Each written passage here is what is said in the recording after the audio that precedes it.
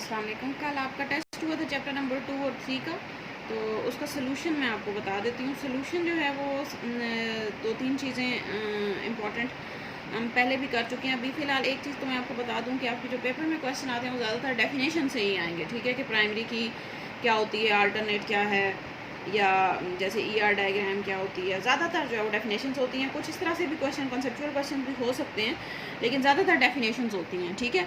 लेकिन अब ज़ाहिर है मैंने तो आपकी अंडरस्टैंडिंग मालूम करनी है कि कितनी आपको समझ आया है, आपको पता चला है कि प्राइमरी की क्या होती है या सेकेंडरी क्या होती है। तो वो अंडरस्टैंडिंग आपकी पता लगाने के लिए मैं आपको इस टाइप के क्वेश्चन दे रही हूँ, ताकि मुझे पता चले कि आपने कितना जो है वो अपने इसको टेस्ट को या चैप्टर्स को अंडरस्टैंड कर लिया है, ठीक है। अच्छा, क्वेश्चन नंबर 1 था हमारे पास कि फाइंड प्राइमरी की, अल्टरनेट की, सॉर्ट कंट्रोल की and secondary keys from the following table. एक टेबल आपको दिया हुआ है, ठीक है। टेबल में आपकी 3-4 चीज़ें हैं। ID दी हुई है,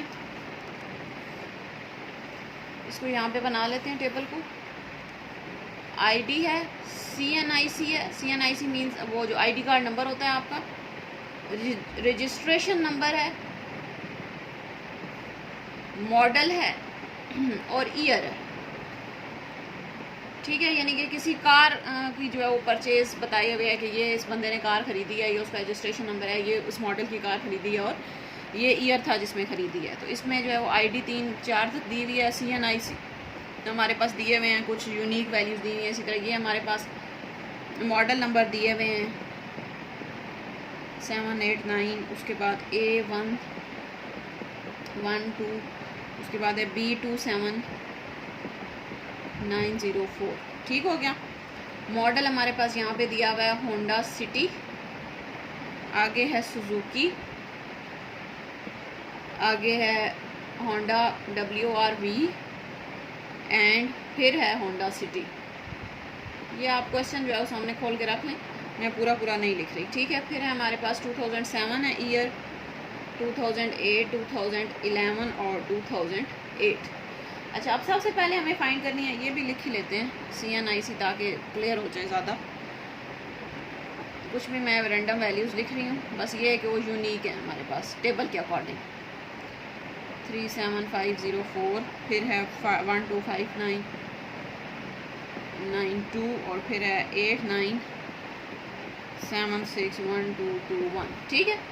ये हमारे पास जो है वो टेबल आपको दिया हुआ है। इसमें से आपने फाइंड करनी है। सबसे पहले तो है प्राइमरी की हमने डेफिनेशन पढ़ी हुई है, ठीक है। डेफिनेशन आपको अच्छे तरीके से याद होनी चाहिए। जब वो आपको याद होगी तो फिर आपको यहाँ से प्राइमरी की फाइंड करने में कोई प्रॉब्लम नहीं होगा।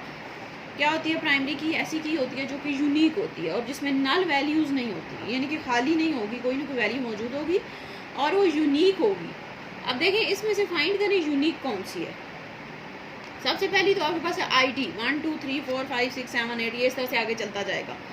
तो एक तो इसको आप यूनिक कह सकते हैं, ये यूनिक है। लेकिन एक तरह से हम इसको यूनिक इस वजह से नहीं कहते क्योंकि ये जो ऐसी कीज़ होती हैं ये हमारे पास सिर्फ सीरियल नंबर बताने के लिए होती हैं, ठीक है। तो सीरियल नंबर बताने वाली हमारे पास जो कीज़ है, यानी कि इससे आपको पता चलता है कि आपका जो है वो इस टेबल में कितने रिकॉर्ड्स हैं सीरियल नंबर फाइंड करने के लिए। तो ऐसी की को हमने पढ़ा था कि ये जो की होती है जो कि आपके पास टेबल को अरेंज करने के लिए यूज़ होती है, इसको हम प्राइमरी की नहीं कहते बल्कि क्या कहते हैं, सॉर्ट या कंट्रोल की, ठीक है। तो यहाँ से एक की तो हमारे पास आ गई सॉर्ट या कंट्रोल की, ठीक है, कि ऐसी की जो कि हमारे पास टेबल को अरेंज करने के लिए यूज़ हो रही है, ठीक है। यानी कि इसका और कोई पर्पज़ नहीं है, सिर्फ टेबल को अरेंज करनी, यानी कि वो हमें इन्फॉर्मेशन प्रोवाइड नहीं कर रही है, सिर्फ हमें पता चल रहा है कि आपके रिकॉर्ड्स कितने हैं टोटल और किस तरह से अरेंज हुए हैं, असेंडिंग ऑर्डर में या डिसेंडिंग ऑर्डर में, ठीक है।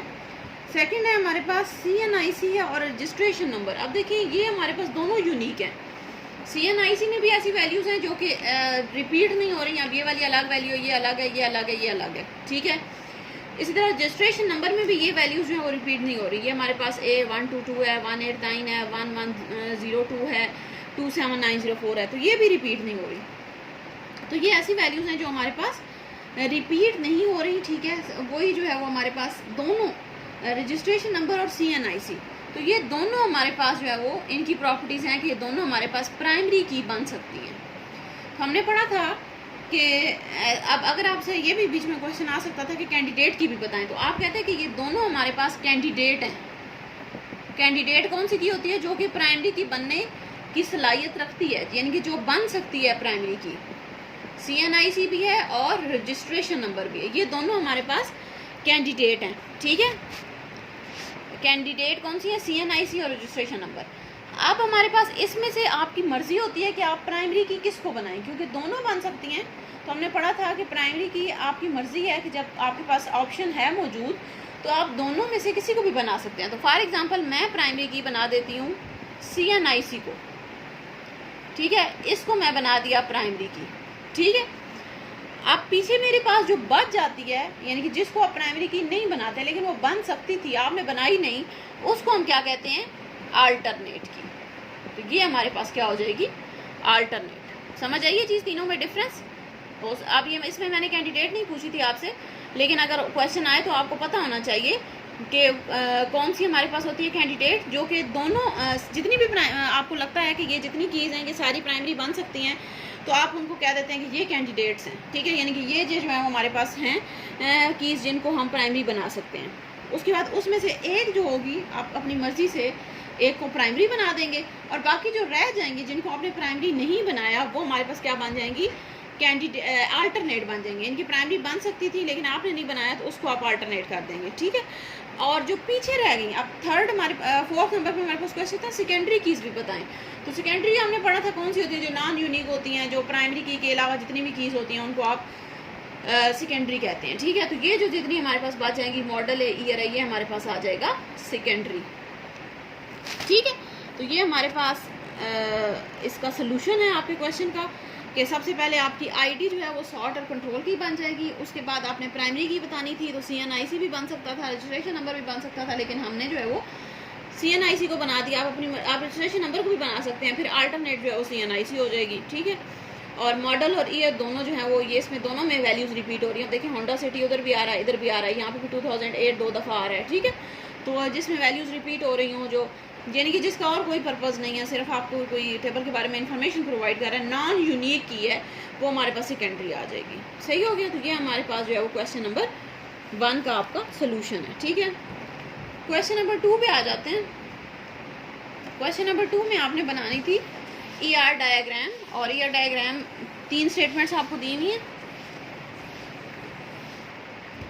इसमें आपने ये करना था कि तीनों स्टेटमेंट को बारी बारी लेके हर किसी की आपने अलग अलग ER डायग्राम बनानी है। पहली है a teacher can teach many students.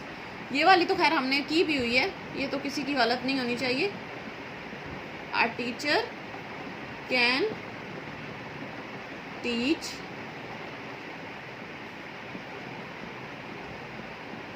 Many students. अब सबसे पहले तो ER डायग्राम में आप क्या करते हैं, अब ये नीचे नोट भी लिखा हुआ है कि आपने एंटिटीज़ भी बतानी है, एट्रीब्यूट्स भी, रिलेशन भी, कार्डिनैलिटी भी बतानी है, मोडालिटी भी, सारी चीज़ें बतानी है, ठीक है। तो अब सबसे पहले तो आप इसमें एंटिटीज़ फाइंड करेंगे। तो एंटिटी मैंने आपको बताया था नाउन होते हैं। तो अब नाउन कौन कौन से हैं? इसमें टीचर है और स्टूडेंट है, और रिलेशनशिप हमारे पास वर्ब होता है, तो वो है टीच। तो ये हमारे पास जो है वो सिंपल जो डायग्राम बनेगी उसमें हमारे पास होगा टीचर। इसको मैं नीचे बना देती हूँ ताकि नज़र आए आपको, ठीक है। स्टूडेंट, और जो रिलेशन है इन दोनों का वो है टीच। तो ये हमारे पास एक सिंपल डायग्राम बन गई जिसमें एंटिटी लिख दी आपने, रिलेशन लिख दी है। अब इसके एट्रीब्यूट्स आप लिख दें। ये टीचर आईडी हो जाएगी, इसके एट्रीब्यूट्स आप जो भी आप लिखना चाहें। टीचर नेम हो जाएगा। बस मैंने आपको क्वेश्चन इसलिए दिया कि मुझे पता चलेगा आपको लिखने आते हैं एट्रीब्यूट्स।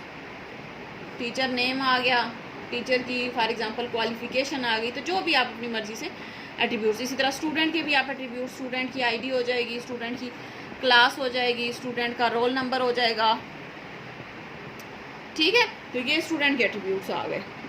अब हमने क्या करना है, कार्डिनैलिटी और मोडालिटी, जो सबसे इंपॉर्टेंट और मुश्किल चीज़ होती है वो कार्डिनैलिटी और मोडालिटी बताना है। तो आप देखिए यहाँ से हमारे पास क्वेश्चन में क्या शो हो रहा है, a teacher can teach many students, यानी कि टीचर हमारे पास है एक लाइन लगा दें, और स्टूडेंट्स हैं हमारे पास मैनी, तो मैनी की लाइन लगा दें, ठीक है। तो ये हो गई कार्डिनैलिटी की, एक टीचर जो है वो मैनी स्टूडेंट्स को टीच कर रहा है, ठीक है। अब मोडालिटी क्या है, कैन टीच, यानी कि पढ़ा सकता है, ठीक है। तो ये हमारे पास अब ज़ाहिर टीचर का काम ही पढ़ाना है, ठीक है। तो वो इसका मतलब है मोडालिटी हमारे पास क्या होगी, कि ज़रूरी है कि टीचर जो है वो हमारे पास लाजमी पढ़ाएगा, ठीक है। तो ये हमारे पास मोडेलिटी इसकी होगी मैंडेटरी की, ऑप्शनल नहीं होगी कि टीचर जो है वो, ज़ाहिर टीचर का काम ही पढ़ाना है, तो दोनों तरफ हमारे पास मैंडेटरी वाली लाइन आ जाएगी कि टीचर जो है वो लाजमी स्टूडेंट्स को पढ़ाएगा, ठीक है।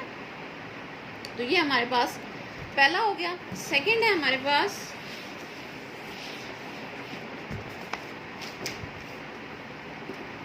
A computer must perform multiple tasks at a time. A computer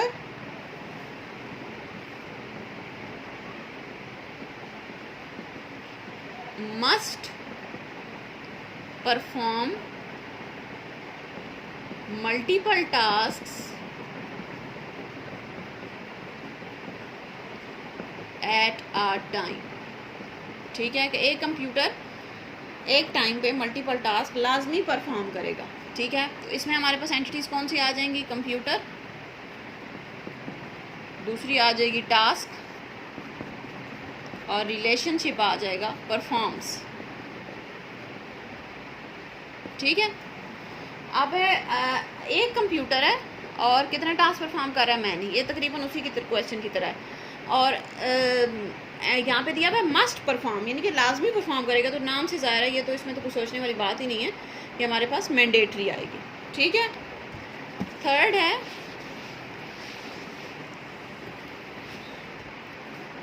a college has only one principal and many teachers.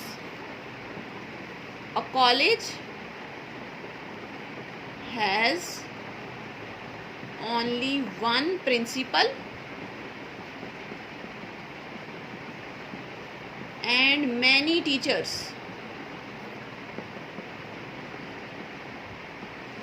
ठीक है। एक कॉलेज में हमारे पास एक प्रिंसिपल होगी और टीचर्स जो हैं वो ज़्यादा होंगी, ठीक है। तो एंटिटीज़ हमारे पास कौन कौन सी हो जाएंगी इसमें, कॉलेज है, प्रिंसिपल है और टीचर्स हैं, ठीक है। ज़रूरी नहीं है कि दो ही एंटिटीज़ हों, ज़्यादा जितनी मर्जी आप उसमें से निकालें, जो जो निकल सकती हैं, प्रिंसिपल है, टीचर्स है, ठीक है। कॉलेज और प्रिंसिपल हैज़ आ जाएगा, कॉलेज हैज़ प्रिंसिपल, और कॉलेज और टीचर्स का भी हैज़ आ जाएगा, कॉलेज हैज़ टीचर्स, ऐसे ही है ना, हैज़ ही का रिलेशनशिप है, ठीक है।